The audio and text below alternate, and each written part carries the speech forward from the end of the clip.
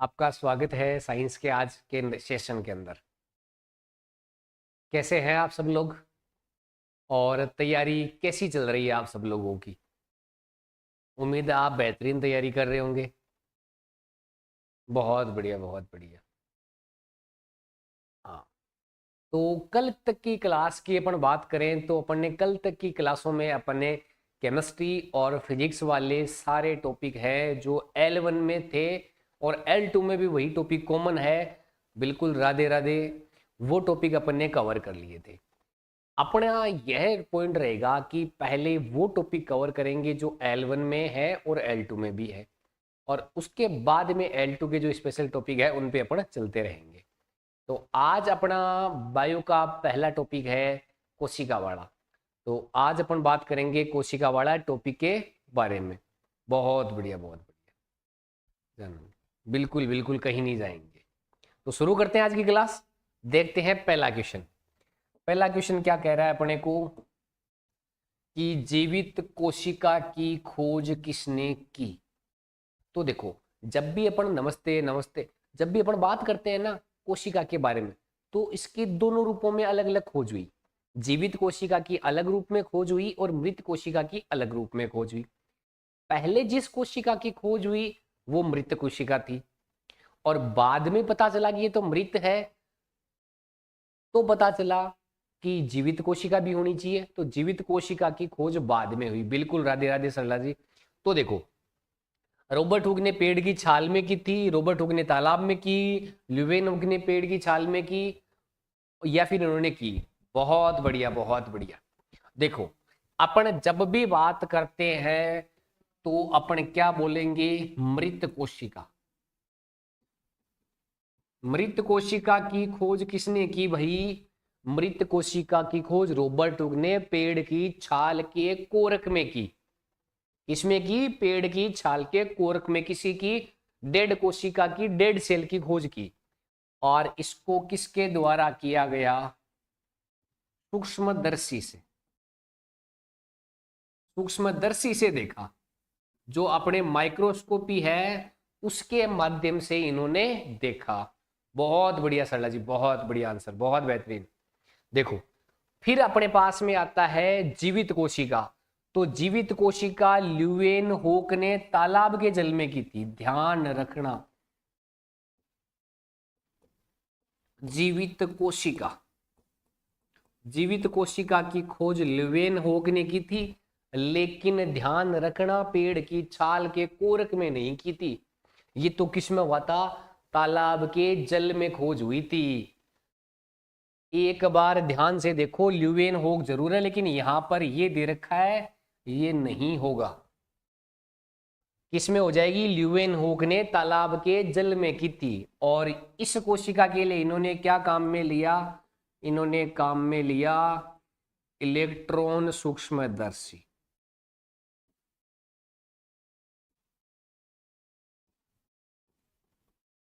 किससे देखा भाई? इलेक्ट्रॉन सूक्ष्मदर्शी से देखा। समझ गए इस चीज को? ध्यान रखना, ल्यूवेन होग तो सही है, लेकिन इसमें पेड़ की छाल में नहीं की थी, तालाब के जल में की थी।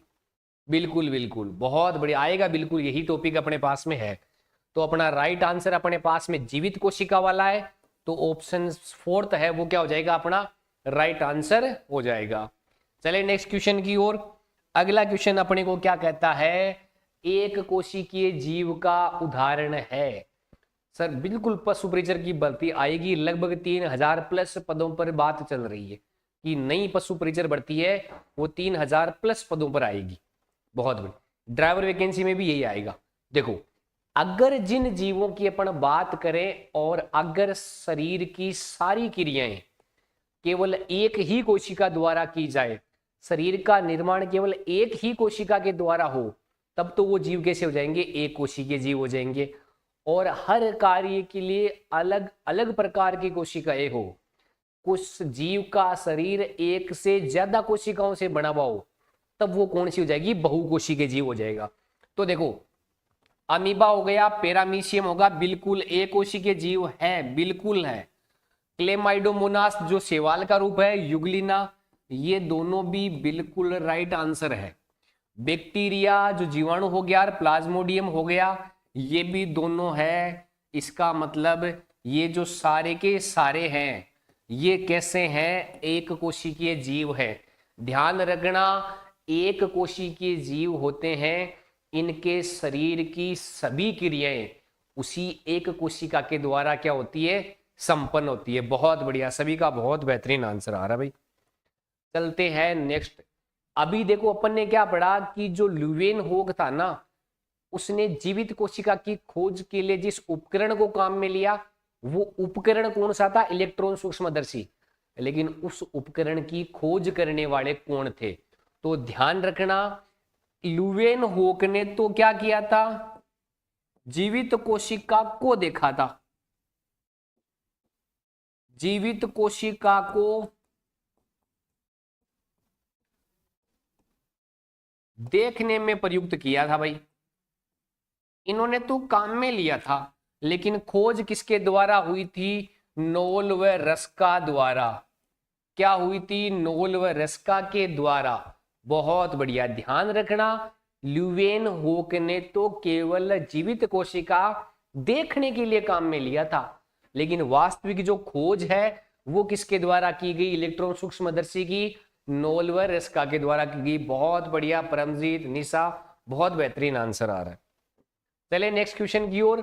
कोशिका के संदर्भ में अपने को किसके संदर्भ में देखना है, सेल के बारे में देखना है, और राइट स्टेटमेंट अपने को बताना है। क्या है, कोशिका सभी जीव क्रियाओं की मूलभूत इकाई होती है। बिल्कुल, अपन ये पढ़ते हैं संरचनात्मक, कौन कौन सी, संरचनात्मक व आधारभूत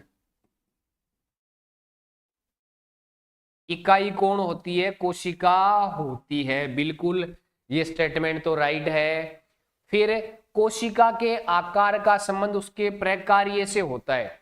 बिल्कुल, क्या हो जाएगा, जिस प्रकार का कार्य करेगी, जिस प्रकार का कार्य होगा कोशिका उसी प्रकार की होगी। कोशिका की संरचना उसी अनुरूप होगी। तो जैसा काम होगा वैसा नाम होगा। बिल्कुल बिल्कुल, बहुत बेहतरीन। इसका मतलब इसमें राइट स्टेटमेंट कौन सा हो जाएगा, थर्ड वाला। ए और बी है, एक और 2 नंबर है, दोनों के दोनों सेम होंगे। बहुत बढ़िया आंसर आ रहे हैं। पिंकी, मीना, परमजीत, निशा, बहुत बढ़िया। सूरज, बहुत बढ़िया आंसर आ रहे हैं। चले नेक्स्ट क्वेश्चन की ओर। नई कोशिकाओं का निर्माण पूर्ववर्ती कोशिकाओं, नई कोशिकाओं का निर्माण किससे होता है, पूर्ववर्ती कोशिकाओं से होता है। यह स्टेटमेंट किसने दिया था, और ध्यान रखना, नई कोशिकाओं का निर्माण पूर्व कोशिकाओं से होता है। इसको बोलते क्या है, ओमनिस सेलुला ई सेलुला बोलते हैं इसको। क्या बोलते हैं, ओमनिस सेलुला ई सेलुला। इसका मतलब यह है कि नई कोशिका का निर्माण पुरानी कोशिका से होगा। यह सिद्धांत किसने दिया, तो ध्यान से देखना, 2 चीजें देखना। मैं 2 चीजों को एक बार बताने की कोशिश कर रहा हूं। कोशिका सिद्धांत, ध्यान से समझना एक बार इसको। कोशिका सिद्धांत दिया स्लाइडेन व स्वान। कौन आते हैं भाई, स्लाइडेन व स्वान। इन्होंने क्या कहा, इन्होंने ये कहा सभी पादप व जंतु शरीर का निर्माण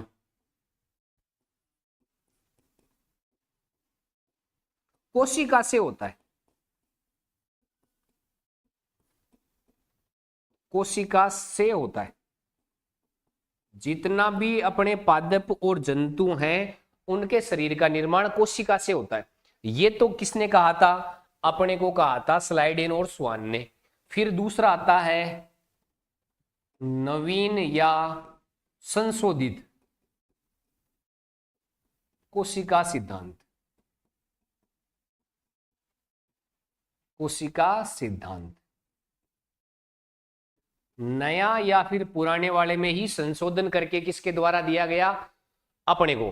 पहली बात, ये किसके द्वारा दिया गया, रुडोल्फ विर्चो के द्वारा दिया गया। किसके द्वारा दिया गया, रुडोल्फ विर्चो के द्वारा दिया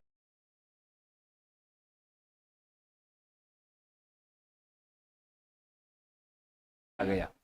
दूसरी चीज, बिल्कुल बिल्कुल, बहुत बढ़िया सूरज, बहुत देखो इन्होंने क्या कहा था, नवीन का निर्माण, नवीन का निर्माण किससे होगा, पुरानी से। किससे होगा, पुरानी से।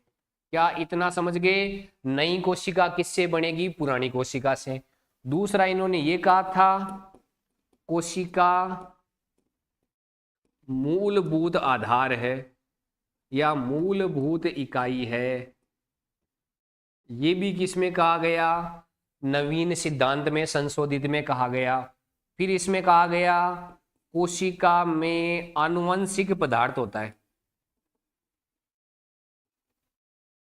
आनुवंशिक पदार्थ होता है।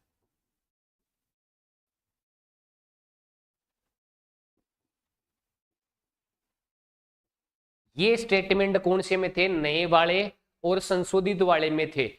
और ये किसका था, पुराना सिद्धांत जो कोशिका सिद्धांत था।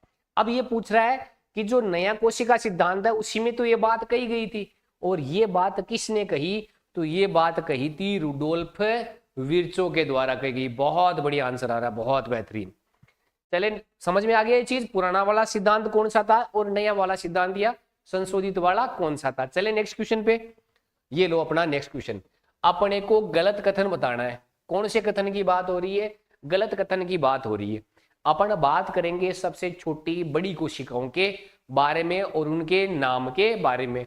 देखो सबसे छोटी कोशिका माइकोप्लाज्मा होती है, बिल्कुल राइट स्टेटमेंट है। और इसका आकार कितना होता है, 0.1 माइक्रोमीटर होता है।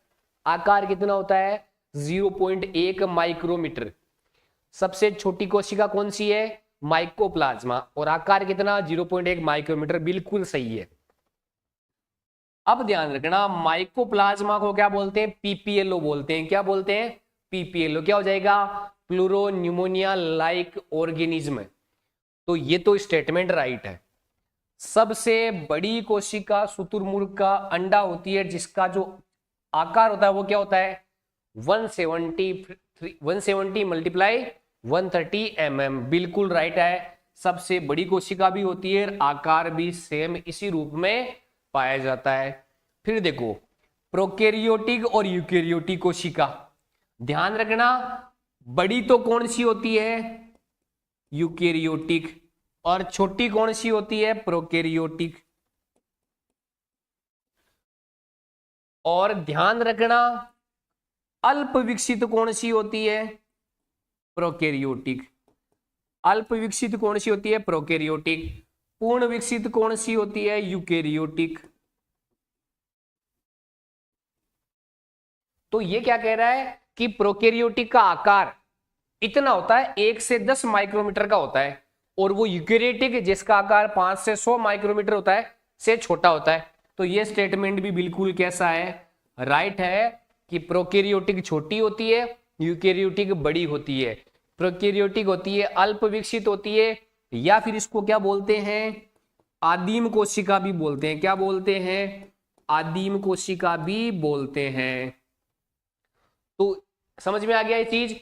इसका मतलब सारे के सारे स्टेटमेंट सही है, तो इनमें से कोई भी स्टेटमेंट गलत नहीं होगा। क्या अपने को कोशिका के आकार की चीजें पता चल गई। सबसे छोटी कौन सी, माइकोप्लाज्मा, माइकोप्लाज्मा पीपीएलओ, आकार 0.1 माइक्रोमीटर। सबसे बड़ी शुतुरमुर्ग का अंडा 170 बाई 130 mm की हो गई। प्रोकैरियोटिक का आकार अपने पास में 10 माइक्रोमीटर तक का, यूकैरियोटिक का आकार 100 माइक्रोमीटर तक का। यूकैरियोटिक बड़ी कोशिका, प्रोकैरियोटिक छोटी कोशिका, पूर्ण विकसित यूकैरियोटिक, अल्प विकसित प्रोकैरियोटिक। समझ गए, बहुत बढ़िया। चले नेक्स्ट क्वेश्चन की ओर। अब देखो ये क्वेश्चन आता है अपने पिछले रीट एग्जाम का, प्रीवियस ईयर क्वेश्चन L2 का सवाल। ध्यान रखना अपने को पूछा गया है कि एक कोशिका होती है, अमीबा नाम की एक कोशिका होती है, उसके अंदर कौन से भाग का कार्य गति करवाने का होता है। दूसरा क्या पूछा है, पादप कोशिका होती है, पादप कोशिका में लवक होते हैं, वो किस चीज का कार्य करते हैं, ये खाली स्थान है भाई, ये क्या है, रिक्त स्थान दे रखा है अपने को, ये वाले, ये अपने को रिक्त स्थान दे रखे हैं। अपने को इतना पूछा गया कि अपने को बताना है कि ये चीजें क्या क्या कार्य करती है। ये पूछा गया है कि जो तर्क रूपी भाग होता है वो संकुचन का काम करता है, कौन सी कोशिका में करता है। फिर पूछा गया है कि तंत्रिका कोशिका है, उसमें उद्दीपन और अनुक्रिया का काम कौन करता है। तो देखो अपने को जो सिंपल चीजें आ रही है केवल उसी पे फोकस करते हुए चलो। क्या अपने को तंत्रिका कोशिका के बारे में जानकारी है। तंत्रिका कोशिका में उद्दीपन और अनुक्रिया का काम कौन करता है। तो तंत्रिका कोशिका कैसी होती है, तंत्रिका कोशिका शाखित होती है। कैसी होती है, तंत्रिका कोशिका शाखित अपने पास में होती है।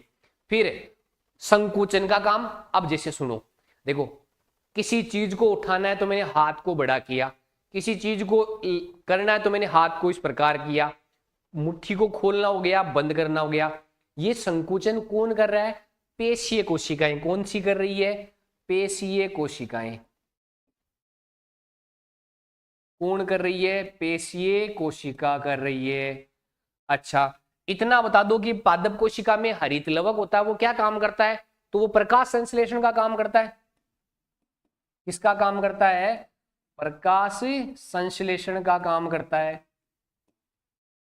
और अमीबा की बात करें तो अमीबा तो एक कोशिकीय के जीव है, और एक कोशिकीय के जीव में केवल एक ही कोशिका पाई जाती है, और अमीबा में उस कोशिका का नाम क्या जाता है, उस कोशिका को बोलते हैं पादाब। क्या बोलते हैं, जो अंग रूपी भाग होता है, पैरों का अंग रूपी भाग है, वो क्या हो जाएगा, पादाब अपने पास में हो जाएगा।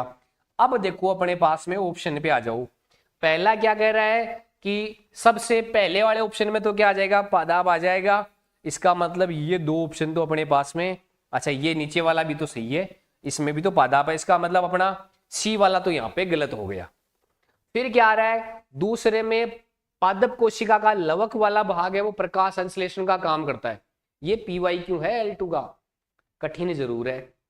देखो पादप कोशिका का लवक वाला भाग क्या करता है, प्रकाश संश्लेषण करता है। तो देखो प्रकाश संश्लेषण इसमें नहीं है, ये गलत हो गया। तो पहला वाला और थर्ड वाला तो गलत हो गया, अपने पास में बचे दूसरे और चौथे वाले। यहां तक तो ये चीजें सेम चल रही है। इसके बाद में आ जाओ, पेशीय कोशिकाएं किसके अंदर आ रही है, ये रही पेशीय कोशिकाएं। इसका मतलब अपना कौन सा गलत हो गया, इसकी वजह से अपना फोर्थ वाला भी गलत हो गया।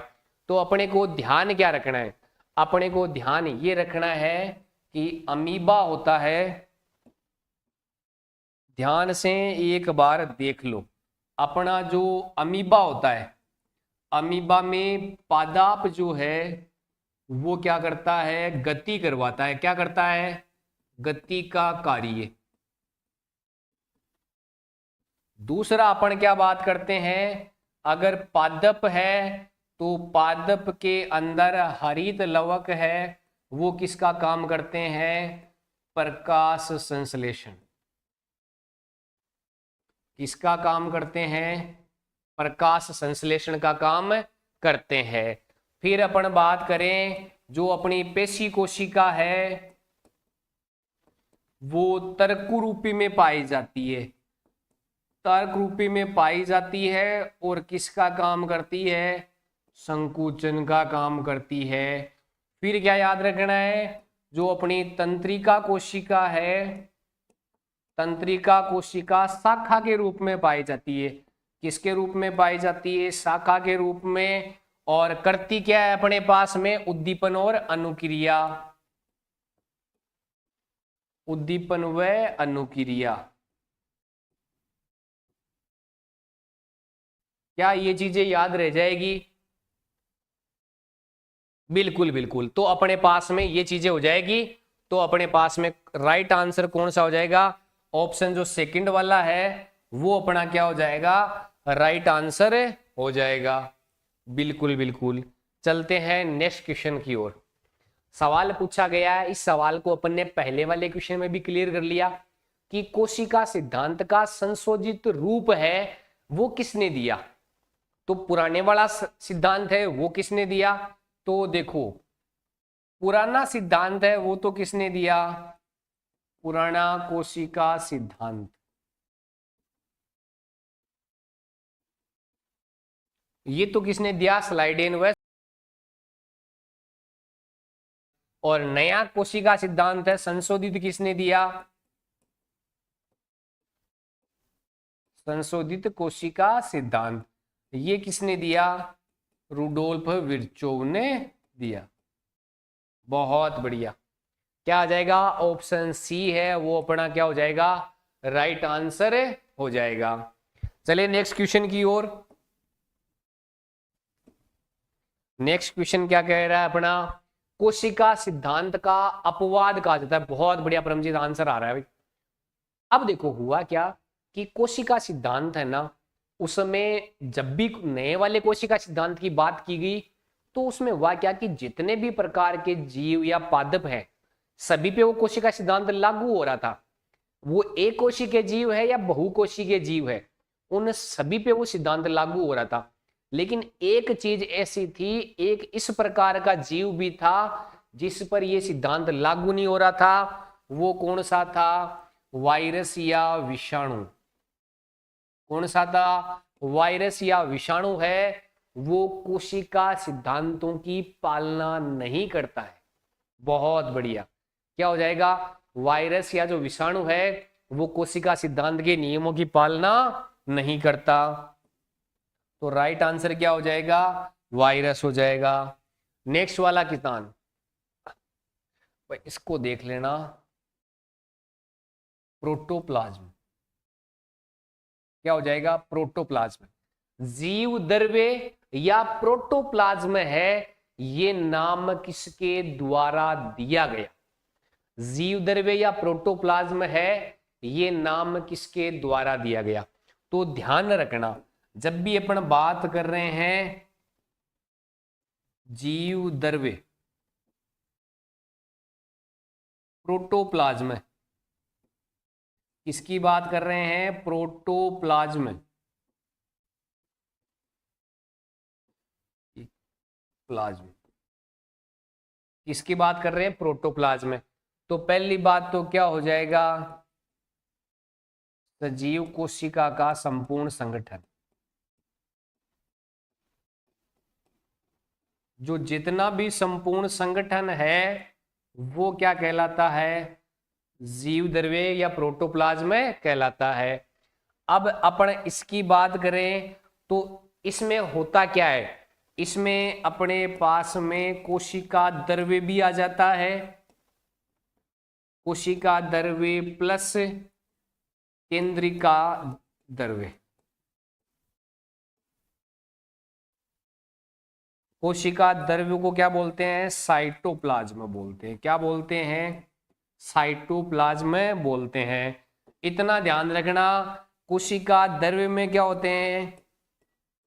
इसमें सभी कोशिकांग पाए जाते हैं। क्या पाए जाते हैं? सभी कोशिकांग पाए जाते हैं। तो कुल मिला के इतना है कि सभी कोशिकांग प्लस केंद्रिका, इन सब को मिला के क्या बोलते हैं? जीव द्रव्य बोलते हैं। और किसके द्वारा किया गया? तो ये किया गया पुरकिंजे के द्वारा। पुरकिंजी ने क्या कहा कि जो भी कोशिका द्रव्य के बाहर का जो भी तरल भाग है वो किसके द्वारा नाम दिया गया? पुरकिंजे के द्वारा। बहुत बढ़िया। किसके द्वारा दिया गया? पुरकिंजे द्वारा। स्ट्रासबर्गर की जब भी अपन बात करें, इन्होंने तो कौन सा नाम दिया?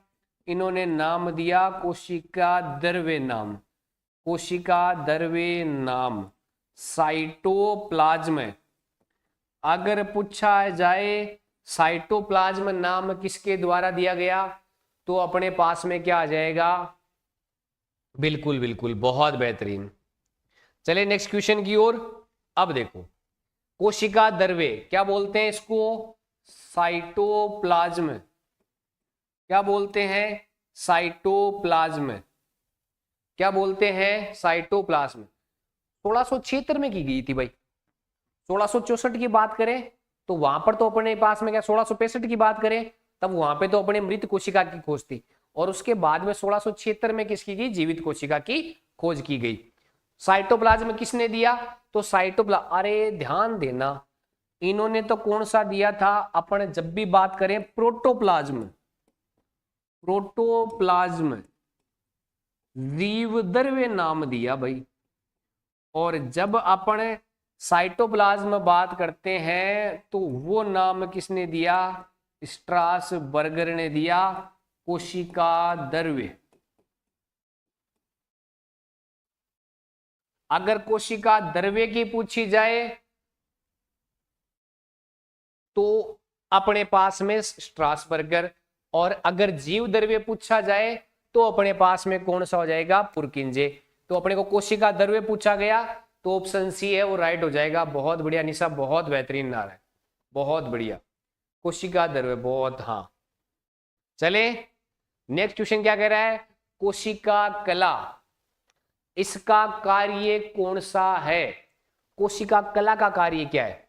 देखो, एक चीज होता है एंडोसाइटोसिस। एंडोसाइटोसिस का मतलब क्या होता है कि कोशिका अपने अंदर जिन पदार्थों को ग्रहण करती है, जिसको अंतः कोशिका बोलते हैं, तो जिन पदार्थों को कोशिका अपने अंदर ग्रहण करेगी उनको तो क्या बोलते हैं? एंडोसाइटोसिस बोलते हैं। क्या बोलते हैं?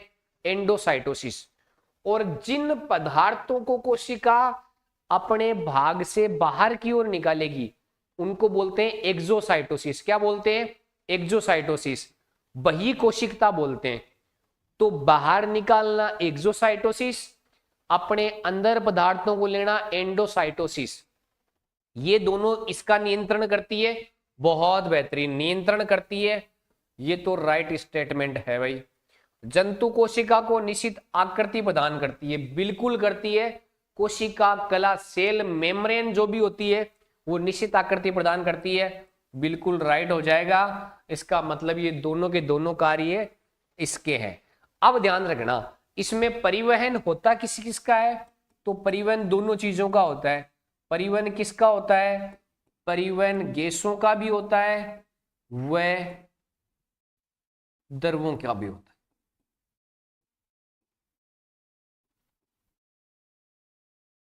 परिवहन गैसों का भी होता है और द्रवों के होता है। बहुत बेहतरीन, परमजीत हो गया, निशा, कृष्ण, बहुत बेहतरीन आंसर आ रहा है सी।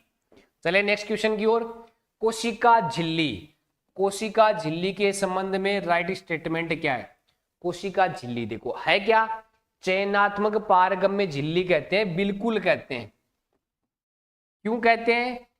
चयनात्मक पारगम्यता का मतलब क्या होता है? ये चयन करती है कि किस प्रकार के पदार्थ को अपने अंदर लेना है और किस प्रकार के पदार्थ को बाहर ही रखना है। तो ये चयन करती है और एक पारगम्य झिल्ली का निर्माण करती है। तो जिनका चयन करना होता है वो तो पारगम्य झिल्ली को पार करके अंदर आ जाते हैं, और जिनका चयन नहीं करना वो पारगम्य झिल्ली के दूसरी तरफ ही रह जाते हैं। इसलिए इसको क्या बोलते हैं? चयनात्मक पारगम्य झिल्ली बोलते हैं। हो गया ये तो। दूसरा, कोशिका झिल्ली में 3 आवरण पाए जाते हैं। कितने आवरण होते हैं? 3। इस तरह 3 लेयर होती है। फर्स्ट लेयर, सेकंड लेयर और थर्ड लेयर, 3 लेयर पाई जाती है। और वो बनती किसकी है? प्रोटीन व फास्फोलिपिड की बनी होती है। बिल्कुल सही बात है कि जो तीनों लेयर होती है वो प्रोटीन और किसकी बनी होती है? फास्फोलिपिड को बनती है। फिर ये कोशिका को बाह्य वातावरण से पृथक करती है। अब जब ये लेयर बन जाएगी तो बाह्य वातावरण से मान लो कुछ ऐसी चीजें आ रही है जिनका कोशिका के अंदर कोई कार्य नहीं है, तो इनको ये कोशिका अपने से बाहर ही रोकती है। तो एक प्रकार से सुरक्षा भी प्रदान करती है। बिल्कुल राइट स्टेटमेंट अपने पास में हो गया। तो इसमें अपने पास में क्या हो जाएगा? उपरोक्त सभी सारे के सारे स्टेटमेंट है वो बिल्कुल सही है। बहुत बेहतरीन आंसर आ रहे हैं भाई। चलते हैं फिर नेक्स्ट क्वेश्चन की ओर। देखो, कोशिका भित्ति, सेल वॉल की बात हो रही है भाई। किसकी बात हो रही है? सेल वॉल के बारे में राइट स्टेटमेंट क्या है? कोशिका झिल्ली के अंदर पाई जाती है सेल वॉल। तो ये क्या करती है? ये पौधों में पाई जाती है, बिल्कुल सही है। कवक में या फंगाई में पाई जाती है, बैक्टीरिया में पाई जाती है, और परासरणी दाब का संतुलन बनाए रखती है। बिल्कुल राइट स्टेटमेंट है। ध्यान रखना, अगर कोशिका में द्रव पदार्थ अंदर और बाहर जा रहे हैं तब तो होता है परासरण दाब, और कोशिका के अंदर अगर गैसीय पदार्थों का परिवहन होता है वो होता है विसरण से। गैसों का जो परिवहन है वो तो किससे होता है, विसरण से, और जो द्रवों का परिवहन है वो किससे होता है, परासरण से होता है। किससे होता है, परासरण से। तो अपने को जब ये परासरण दाब बनता है ना, उसका भी नियंत्रण करने का कार्य, संतुलन बनाने का कार्य कौन करती है, सेल वॉल करती है। बिल्कुल, ये पादप कोशिकाओं को निश्चित आकार प्रदान करता है। ध्यान रखना, सेल वॉल केवल पादप कोशिकाओं में होता है, जंतु कोशिका में तो ये पाया ही नहीं जाता है। तो क्या पादप कोशिकाओं को निश्चित आकार देता है, बिल्कुल निश्चित आकार देता है। इतना ध्यान रखना कि अपन क्या बोल देंगे, सेल वॉल है, जंतु कोशिका में क्या हो जाएगा, एब्सेंट हो जाएगा, जंतु कोशिका में अनुपस्थित हो जाएगा। क्या बोल सकते हैं, जंतु कोशिका के अंदर क्या हो जाएगा, एब्सेंट हो जाएगा। तो इसका मतलब इसमें दोनों के दोनों स्टेटमेंट है वो कैसे हो जाएंगे, राइट। अपने कोशिका भित्ति वाला कंसेप्ट हो गया क्लियर। दोनों प्रश्नों में पहली बात तो प्लांट में होती है, फंगाई में अपने पास पाई जाती है, बैक्टीरिया के अंदर पाई जाती है, और करती क्या है, जो परासरण दाब होता है, द्रवों के परिवहन का दाब, उसको संतुलित बनाए रखती है। और केवल पादप कोशिकाओं में है, जंतु कोशिका में है नहीं। तो पादप कोशिकाओं को निश्चित आकार भी कौन देती है, कोशिका भित्ति देती है। इसके बाद में अपने को ये सवाल है वो अक्सर पूछा जाता है। ये सवाल क्या है, अपने पादप कोशिका हो गई, कवक हो गई, या फिर जीवाणु, या जिसको बैक्टीरिया बोलते हैं, उसके बारे में ये सवाल अक्सर पूछा जाता है कि इनकी जो सेल वॉल है या कोशिका भित्ति है वो किसकी बनी हुई होती है। तो पादप कोशिका की किस चीज की बनी होती है, तो ये पिछले रीट का सवाल है। पिछले रीट में इतना ऐसा सवाल पूछा गया था कि पादप कोशिका की जो कोशिका भित्ति है, सेल वॉल, वो किसकी बनी होती है। तो अपन जानते हैं पादप कोशिका की सेल वॉल तो किसकी बनी होती है, सेल्यूलोज की बनी होती है, पेक्टिन की बनी होती है, और हेमीसेल्यूलोज की बनी हुई होती है। कवक से सीधा याद रह जाएगा, कैसे कवक और कैसे काइटिन। क्या याद रह जाएगा, कैसे कवक कैसे काइटिन। और जीवाणु या बैक्टीरिया की बात करें तो क्या हो जाएगा, म्यूरिन हो जाएगा और पेप्टिडोग्लाइकेन हो जाएगा। इससे किसकी बनी होती है सेल वॉल, जीवाणुओं की बनी होती है। तो देखो एक का पहले वाला 2 आ रहा है, इसका मतलब ये दोनों तो गलती हो गए। दूसरे का फर्स्ट आ रहा है, इसका मतलब कौन सा सही हो गया, ऑप्शन सेकंड सही हो गया। बहुत बढ़िया, बहुत बढ़िया देव यादव, परमजीत, बहुत बढ़िया आंसर आ रहा है। तो ध्यान रखना कि पादप कोशिका होती है, उनकी जो जीव कोशिका भित्ति होती है, सेल वॉल, वो सेलुलोज, पेक्टिन और हेमीसेल्यूलोज की बनी होती है। कवक की काइटिन की बनी होती है, और जीवाणु की म्यूरिन या पेप्टिडोग्लाइकेन की बनी होती है। चलिए नेक्स्ट क्वेश्चन की ओर। अगला प्रश्न अपने को क्या कहता है कि जो मध्य पटलिका होती है, अपने पास में सेल वॉल के बीच की जो परत होती है जिसको मध्य पटलिका कहा जाता है, वो किसकी बनी होती है। सेल वॉल के बीच की जो पट्टिका होती है वो किसकी बनी होती है, वो कैल्शियम और मैग्नीशियम पेक्टेट की बनी होती है। इसीलिए मध्य पट्टिका क्या होती है, कठोर रूप में या दृढ़ रूप में पाई जाती है। सवाल अगर पूछा जाए किसकी उपस्थिति के कारण मध्य पटलिका है वो दृढ़ होती है, तो वो किसके कारण हो जाएगी, कैल्शियम और मैग्नीशियम पेक्टेट के कारण। इनकी उपस्थिति के कारण इसमें क्या आ जाती है, दृढ़ता आ जाती है। बहुत बढ़िया। चले नेक्स्ट क्वेश्चन की ओर। अगला क्वेश्चन है कोशिका द्रव्य, जो अपन ने अभी अभी पढ़ा उसके बारे में सत्य कथन कौन सा है। तो ध्यान रखना, अपन जब भी इस प्रकार के प्रश्न की अपन बात कर रहे हैं तो क्या हो जाएगा, अब अपने देखो ऐसे समझने की बात करो कि ये अपना कोशिका द्रव्य हो गया। कौन सा हो गया, कोशिका द्रव्य। और ये चीज होगी इसके बाहर। अब होगा क्या कि अगर यहां का विलयन, बाहर का विलयन कैसा हो गया, अगर तनु विलयन हो गया, तनु का मतलब इसमें गाढ़ापन कम हो गया, तो अंदर का जो विलियन है वो कैसा हो जाएगा, सांद्र हो जाएगा। अंदर का कैसा हो जाएगा, सांद्र हो जाएगा। अगर बाहर का विलियन सांद्र हो गया तो अंदर, ये कहां की बात है, बाहर का, और ये कहां पर है, अंदर का, अंदर का विलियन। तो दूसरा नंबर वाला कैसा हो जाएगा, तनु हो जाएगा। और अगर दोनों की बराबर बात हो गई तब अपने पास में क्या आ जाएगा, इक्वल अपने पास में आ जाएगा। तो जो बाहर का तनु विलियन है इसको अपन क्या बोलते हैं, हाइपोटोनिक बोलते हैं। क्या बोलते हैं, इसको अपन बोलते हैं हाइपोटोनिक। क्या बोलते हैं, हाइपोटोनिक। सांद्र अगर हो गया तो इसको बोलते हैं हाइपरटोनिक। क्या बोलते हैं, हाइपरटोनिक। ध्यान रखना, हाइपोटोनिक है इसी को कहा जाता है अल्प पराशरी। क्या कहा जाता है, अल्प प्रासरणीय दाब। और जो हाइपरटोनिक होता है इसको बोला जाता है अति प्रासरणीय दाब। क्या कहा जाता है, अति परासरणीय दाब। और तीसरी बात ध्यान देखना, यदि अंदर व बाहर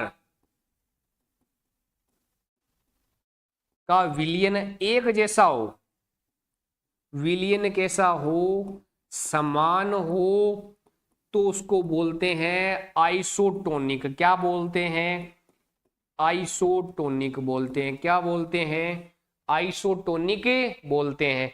आइसोटोनिक को क्या बोलते हैं, समपरासरण दाबी।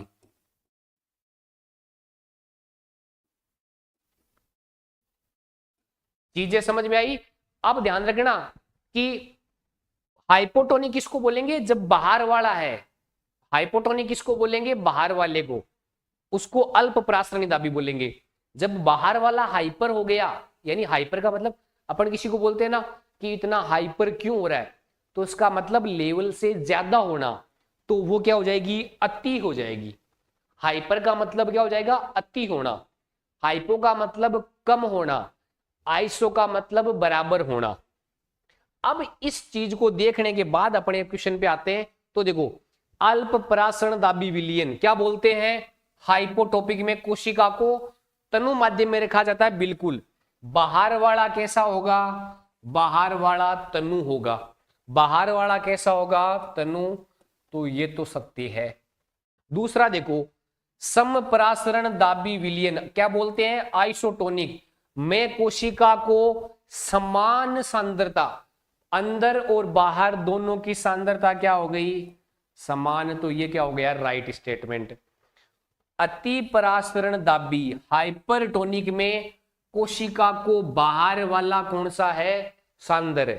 ये ध्यान रखना, ये तनु कौन सा है, बाहर वाला। सांद्र भी कौन सा है, बाहर वाला। इसको बाहर वाले को सांद्र में रखा जाता है। ये भी क्या हो जाएगा, राइट स्टेटमेंट हो जाएगा। ऑप्शन कौन सा हो जाएगा, फोर्थ ऑप्शन हो जाएगा। तो साइटोप्लाज्म या कोशिका द्रव्य की जब भी अपन बात करते हैं तो अपन क्या कहते हैं कि अगर बाहर का दाब कम है, बाहर तनु विलियन है, तो अल्प परासरण दाबी। अंदर और बाहर दोनों का बराबर है तो सम परासरण दाबी। और बाहर वाला ताप अगर सांद्र है तो उसको क्या बोलते हैं, अति परासरण दाबी बोलते हैं। बहुत बढ़िया, सत्ता का आंसर, बहुत बढ़िया। अब इसके बाद में चलते हैं नेक्स्ट क्वेश्चन की ओर। सही कथन नहीं है, अपने को गलत कथन पे छांटना है। भाई गलत कथन कौन सा है, तो अपन ने क्या पढ़ा था कि कोशिका में कौन से पदार्थ हैं, गैसीय पदार्थ, और इनका परिवहन किससे होता है, विसरण से होता है। तो सही है। ध्यान रखना, हमने पहले भी चर्चा की थी कि अगर गैसों का परिवहन है तो विसरण से, और द्रव्य पदार्थों का अगर परिवहन है वो किससे होगा, परासरण से। तो ये भी क्या हो जाएगा अपना, राइट हो जाएगा। ध्यान रखना, अगर गैसों का हो रहा है तो विसरण प्रक्रिया से, और द्रव्यों का हो रहा है तो प्रासरण प्रक्रिया से। इसका मतलब सत्य कथन नहीं है, गलत बताना है। तो इसमें तो दोनों सही है, दोनों सही है, तो गलत कथन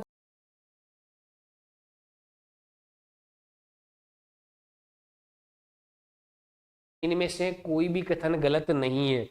परमजीत ध्यान दो बेटा, सत्य कथन नहीं पूछा है, तो ये तो दोनों तो सत्य है, दोनों सत्य है। प्रश्न को ध्यान से देखो, सत्य कथन नहीं है, ये चीज पूछी गई है, तो दोनों सत्य है।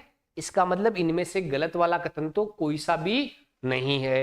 चले नेक्स्ट क्वेश्चन की ओर। जीव द्रव्य संकुचन या कुंचन होता क्या है? प्लाज्मोलाइसिस क्या कहलाता है? जीव द्रव्य संकुचन या प्लाज्मोलाइसिस होता क्या है? तो देखो, अगर बाहर वाला विलयन अल्प प्रासरणी हो, बाहर वाला विलयन कैसा हो? देखो, बाहर का विलयन ये तो कैसा होना चाहिए? अल्प प्रासरणी। कैसा होना चाहिए? अल्प प्रासरणी विलयन होना चाहिए। दूसरी कंडीशन, इसमें क्या होना चाहिए? कोशिका का आकार सिकुड़ना चाहिए, कोशिका का आकार सिकुड़ना।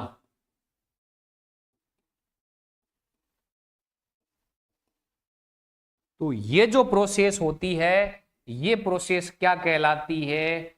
कोशिका द्रव्य या जीव द्रव्य प्रंकुंचन। क्या कहलाता है? जीव द्रव्य कुंचन कहलाता है, या संकुचन या प्रंकुंचन कहलाता है। समझ गए इस चीज को कि बाहर का विलयन कैसे होना चाहिए? अल्प परासरण, और कोशिका का सिकुड़ना चाहिए। तो देखो, बाहर का विलयन अल्प परासरणी, अति परासरणी। बाहर का अति परासरणी तो नहीं होता, तो बी वाला तो बिल्कुल गलत हो गया। कोशिका, कोशिका द्रव्य का बिल्कुल आकार सिकुड़ना, और यहां पे देखो फूलना, तो आकार फूलना तो नहीं होगा, आकार क्या हो जाएगा? सिकुड़ना। क्या है? अपने बात करें, अगर पादप कोशिका के कोशिका द्रव्य का आकार अगर सिकुड़ जाता है तो वो क्या कहलाता है? नमस्ते सरस्वती, नमस्ते बहुत। तो वो क्या कहलाएगा? अपने पास में जीव द्रव्य परंकुचन कहलाएगा। देखो वास्तव में है क्या कि होता क्या है, जीव द्रव्य की जब भी अपन बात करते हैं प्रोटोप्लाज्म की, तो उसमें है क्या? कोशिका द्रव्य और केंद्रिका दोनों मिली हुई है। अब अगर कोशिका सिकुड़ गई तो उसको बोलते हैं कुंचन होना। कुंचन का मतलब कोशिका का सिकुड़ना। अब कोशिका कैसे सिकुड़ रही है? जब बाहर अल्प परासरणी दाबी विलयन है, तो उसके अंदर कोशिका क्या हो जाएगी? सिकुड़ जाएगी। बहुत बढ़िया। चले नेक्स्ट क्वेश्चन की ओर। कोशिका के किस भाग में क्रेब्स साइकिल चलता है? बिल्कुल बिल्कुल, कोशिका के किस भाग में क्रेब्स चक्कर है वो संपादित होता है? तो वो किस में होता है? माइटोकॉन्ड्रिया में। और माइटोकॉन्ड्रिया में भी किस में होता है? मैट्रिक्स में। किस में होता है? माइटोकॉन्ड्रिया के मैट्रिक्स में होती है। क्रेब्स साइकिल कहां संपन्न होती है? माइटोकॉन्ड्रिया होता है, उसके मैट्रिक्स के अंदर क्या होती है? क्रेब्स साइकिल होता है। बिल्कुल बिल्कुल, बहुत बढ़िया।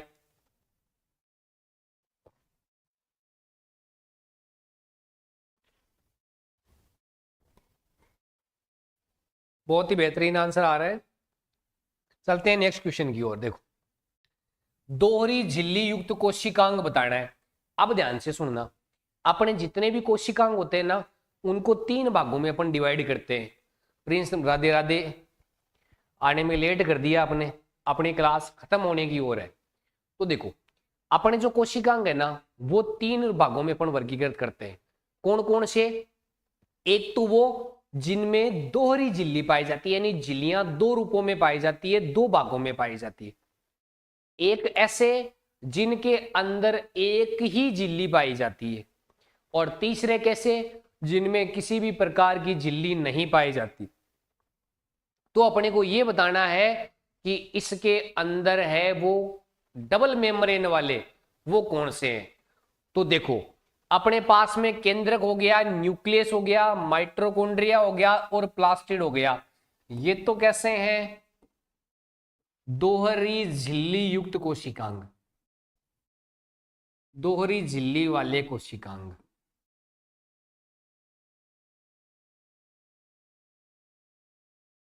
दूसरा अपन बात करें ईआर, एंटीप्लाज्म रेटिकुलम।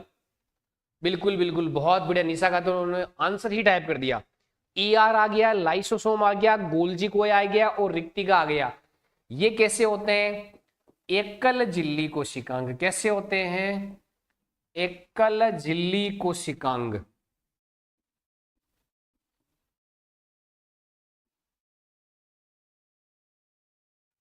और बिना झिल्ली वाले क्या हो जाएगा? झिल्ली रहित कोशिकांग। झिल्ली रहित कोशिकांग। अब देखो यहां से सवाल पता है क्या बना है? रीट के अंदर सीधा सीधा सवाल ये पूछा गया कि राइबोसोम है, उस राइबोसोम जो कोशिकांग है वो किस प्रकार का है? तो राइबोसोम कोशिकांग किस प्रकार का है? तो देखो राइबोसोम है वो झिल्ली रहित कोशिकांग है। तो इसमें ध्यान रखना ऋतु जाट, पिंकी मीणा, बहुत बेहतरीन आंसर आ रहा है भाई। डबल मेम्ब्रेन वाले तो तीन ही है। कौन कौन से? न्यूक्लियस केंद्रक, माइट्रोकॉन्ड्रिया और प्लास्टिडिया लवक वाले। ये तीन ऐसे कोशिकांग है जिनमें दोहरी झिल्ली पाई जाती है। ईआर की बात कर लो, लाइसोसोम की बात कर लो, गोल्जिकाय की बात कर लो, या रेक्टिका या रसदानी की बात कर लो, इसमें कैसी झिल्ली पाई जाती है? एक ही झिल्ली पाई जाती है। तो ये कौन से हैं? एकल झिल्ली कोशिकांग।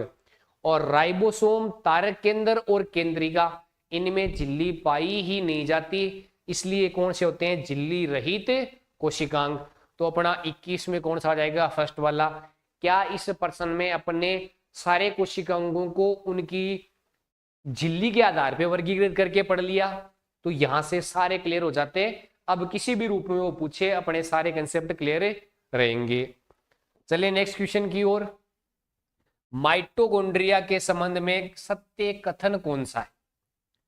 तो देखो पहला क्या कह रहा है? ये केवल यूकेरियोटिक कोशिकाओं में पाया जाता है, पाया जाता है। प्रोकैरियोटिक कोशिकाओं में माइटोकॉन्ड्रिया नहीं पाया जाता। तो ये तो क्या हो जाएगा? राइट स्टेटमेंट हो जाएगा। अपन ध्यान रखना, अपन क्या बोलेंगे? प्रोकैरियोटिक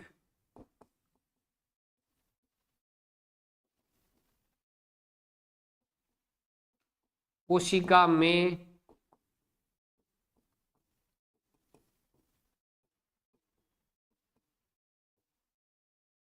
माइटोकॉन्ड्रिया है वो अनुपस्थित होता है। प्रोकैरियोटिक में माइटोकॉन्ड्रिया है वो नहीं पाया जाता। माइटोकॉन्ड्रिया में उपस्थित एंजाइम श्वसन में खाद्य पदार्थों का ऑक्सीकरण करते हैं। बिल्कुल करते हैं। यहां से सवाल रीट मेंस में पूछा गया था। वो सवाल क्या पूछा गया कि कौन सा कोशिकांग है जिसका कार्य श्वसन में खाद्य पदार्थों का ऑक्सीकरण करना है? तो वो कौन सा हो जाएगा? माइटोकॉन्ड्रिया। सवाल ध्यान से सुन लेना। किस कोशिकांग का उपयोग श्वसन में खाद्य पदार्थों के ऑक्सीकरण में काम आता है? तो वो कौन सा था? माइटोकॉन्ड्रिया। समझ गए? ये क्या हो गया? बिल्कुल बढ़िया। ओम जंगवर शक्ति ग्रह बोलते हैं, बिल्कुल। पावर हाउस भी इसी को कहा जाता है। माइटोकॉन्ड्रिया में स्वयं का डीएनए और राइबोसोम होता है। बिल्कुल, माइटोकॉन्ड्रिया में खुद का डीएनए होता है और इसके अंदर खुद का राइबोसोम भी पाया जाता है। बिल्कुल, इसीलिए इसको क्या कहा जाता है? अर्ध स्वायत्तशासी कोशिकांग कहते हैं। ध्यान रखना, अपने पास में अपन बात करें ना अर्ध स्वायत्तशासी कोशिकांग, तो अपन किस किस को नाम लेंगे? अपन नाम लेंगे, एक तो अपन नाम लेंगे हरित लवक। कौन सा? हरित लवक। और दूसरा कौन सा आ जाएगा? माइटोकॉन्ड्रिया।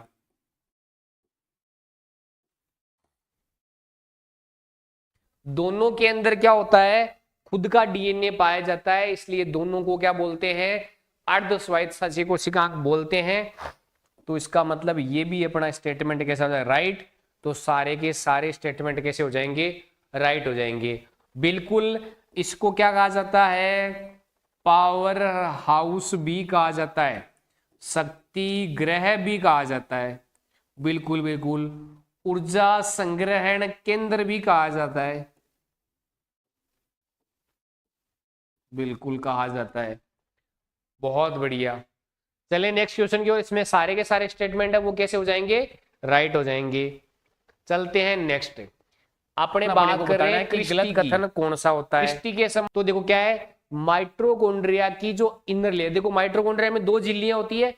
तो माइटोकॉन्ड्रिया में जो अंदर वाली झिल्ली है उसमें उसकी दीवार की ओर, उसकी दीवार की ओर अंगुलियों जैसी, ध्यान रखना, अगर जो माइटोकॉन्ड्रिया की अंदर वाली झिल्ली है ना उसमें दीवार की ओर अंगुलियों की जैसी संरचना पाई जाती है, उस संरचना को क्या बोलते हैं, क्रिस्टी बोलते हैं। इसका मतलब ये तो क्या हो जाएगा, राइट स्टेटमेंट हो जाएगा। बहुत बढ़िया। क्रिस्टी की सतह पर पाए जाने वाले प्राथमिक कण, ध्यान रखना, क्रिस्टी के जो सरफेस पे प्राथमिक कण पाए जाते हैं उनको ऑक्सीसोम या F1 कण कहते हैं। कौन से बोलते हैं, ऑक्सीसोम या F1 कण कहा जाता है। क्या कहा जाता है, ऑक्सीसोम या F1 कण कहा जाता है। बिल्कुल राइट स्टेटमेंट है। फिर क्या है, क्रिस्टी पर इलेक्ट्रॉन परिवहन तंत्र, ETS, इलेक्ट्रॉन ट्रांसफर सिस्टम, यह है संपन्न होती है, बिल्कुल सत्य है। तो इसका मतलब सारे के स्टेटमेंट है वो कैसे हो जाएंगे, सत्य हो जाएंगे। ध्यान रखना ये सवाल पता है कैसे पूछा गया, ETS कहां संपन्न होता है, तो ETS कहां होता है, माइटोकॉन्ड्रिया की क्रिस्टी पे संपन्न होता है। फिर दूसरा है ऑक्सीसम कण है वो कहां पाए जाते हैं, तो वो कहां पाए जाते हैं, माइटोकॉन्ड्रिया की क्रिस्टी पे पाए जाते हैं। क्रिस्टी होती कैसी संरचना है, अंगुली के जैसी संरचना होती है। बिल्कुल बिल्कुल। चलिए नेक्स्ट क्वेश्चन की ओर। अगला क्वेश्चन है जेनस ग्रीन का संबंध किससे है। तो ध्यान रखना जेनस ग्रीन क्या है, एक अभिरंजन है।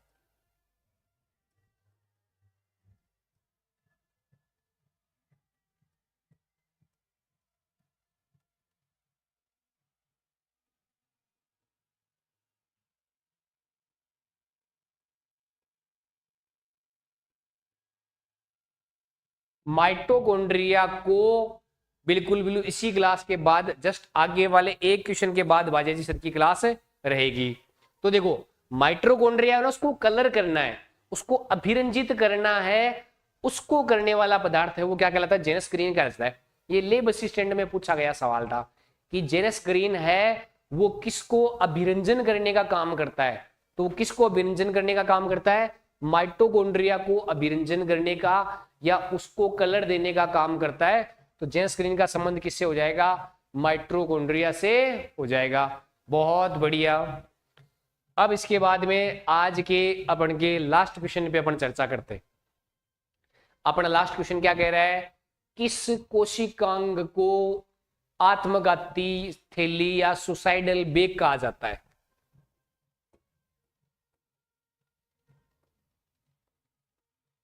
सुसाइड बेग किसको कहा जाता है, बहुत बढ़िया। ग्लाइकोलाइसिस चक्कर होता है वो कोशिका द्रव्य में, साइटोप्लाज्म में, और क्रेब साइकिल माइटोकॉन्ड्रिया में। बहुत बढ़िया, बहुत बढ़िया आंसर आ रहे हैं। किसको कहा जाता है, पिंकी मीणा, रवि देव, बिल्कुल बहुत बढ़िया आ रहे हैं। सभी का आंसर बहुत बढ़िया आ रहा है। क्या है, लाइसोसोम। लाइसोसोम को क्या कहा जाता है, कोशिका की आत्मघाती थैली कहा जाता है। और माइटोकॉन्ड्रिया को कोशिका का शक्ति गृह कहते हैं। राइबोसोम को क्या बोलते हैं, कोशिका की प्रोटीन फैक्ट्री बोलते हैं। क्या बोलते हैं, प्रोटीन फैक्ट्री। गोल्जी काय को क्या बोलते हैं, कोशिका का यातायात प्रबंधक बोलते हैं। तो आज की क्लास में अपन ने कोशिका वाले टॉपिक से जुड़े हुए 25 क्वेश्चनों पे चर्चा की। तो सबसे पहले अपने वही 2 सवाल। पहली बात, आज की क्लास आपको कैसी लगी, आज के सवाल कैसे थे, और आप लोगों के कितने सवाल है वो सही हो रहे हैं, ये कमेंट करके बताएं कि क्लास कैसी रही, सवाल कितने सही हो रहे हैं। अपनी कोशिका के संबंधित एक क्लास और रहेगी। अपन कोशिश ये करेंगे कि नेक्स्ट क्लास में कोशिका से जुड़े हुए जितने भी फैक्ट है उन सारे फैक्टों की अपन बात करें और इस चैप्टर को अपन क्या करें, कंप्लीट करें। अब दूसरी सबसे इंपॉर्टेंट चीज है कि अपनी रविवार को जो क्लास रहेगी वो फिजिक्स और केमिस्ट्री की मैराथन क्लास रहेगी। जितने भी L1 के लिए फिजिक्स और केमिस्ट्री के जो टॉपिक हैं उनकी बिल्कुल मैराथन क्लास रहेगी। तो आज की क्लास को यहीं ख़त्म करते हैं। बिल्कुल रविवार को अपनी मैराथन क्लास रहेगी, उसकी सूचना आपको जल्दी मिल जाएगी। तो आज की क्लास को ख़त्म करते हैं। आज की क्लास के लिए बहुत बहुत धन्यवाद आपका। मिलते हैं कल 5 बजे।